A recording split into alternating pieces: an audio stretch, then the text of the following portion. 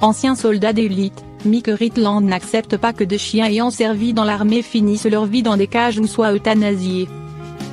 Parmi les soldats qui reviennent des combats, beaucoup en gardent des séquelles sur le plan psychologique. Pour les aider, il a créé une association. Certains souffrent d'ailleurs de troubles de stress post-traumatique. Les militaires humains ne sont toutefois pas les seuls à rentrer traumatisés des théâtres de conflit et à éprouver de grandes difficultés à s'adapter à la vie civile. Bergers allemands, bergers belges malinois ou appartenant à d'autres races, les chiens des unités cynophiles armées font face aux mêmes problèmes. Quelques-uns finissent, hélas, par être euthanasiés s'ils n'ont pas la chance d'être adoptés par leur maître. Une situation inacceptable, quand on pense au service qu'ils ont rendu à leur pays et à leurs collègues humains.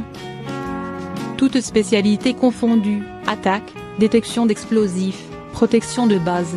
Mick Ritland, ancien membre des célèbres Navy SEAL, forces spéciales de la marine américaine, et ayant notamment servi en Irak, a voulu faire quelque chose pour ces héros à quatre pattes, affectés aussi bien mentalement que physiquement.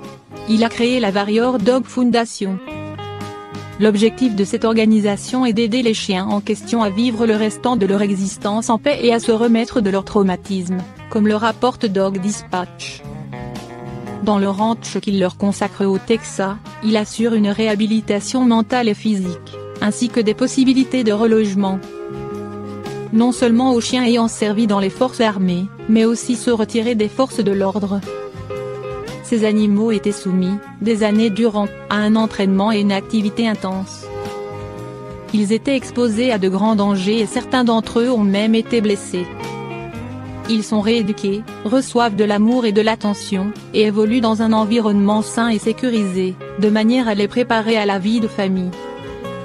Ils réapprennent tout simplement à mener une vie de chien normale, avec les petits plaisirs du quotidien comme se rouler dans l'herbe ou courir après une balle. À ce jour, Mick Ritland et sa Warrior Dog Foundation ont sauvé et placé 170 chiens auprès de familles aimantes. Comment laver les dents du chien? L'action contre le tartre est surtout préventive. Une alimentation sous forme de croquettes et la mastication régulière d'os, naturels ou reconstitués, feront le principal. Les dents des petits chiens ont plus tendance à s'entartrer que celles des gros. Vous pouvez aussi utiliser régulièrement un produit dentifrice vétérinaire, soit en brossant manuellement les dents avec une pâte spéciale et un doigtier adapté, soit en donnant des cachets, ou en vaporisant un spray. Enfin, vous pouvez mécaniquement retirer le tartre ayant commencé à se former, uniquement si le chien est jeune, les dents peu entartrées, et la gencive en excellente santé. Avec un petit instrument métallique pointu, petit tournevis propre, manche de cuillère, grattez délicatement la plaque de haut en bas jusqu'à la détacher par morceaux.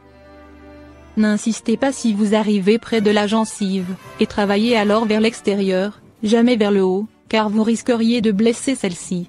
Il est évident que pour accepter ce genre de traitement, un chien doit y avoir été habitué jeune, être équilibré et bien soumis à son maître.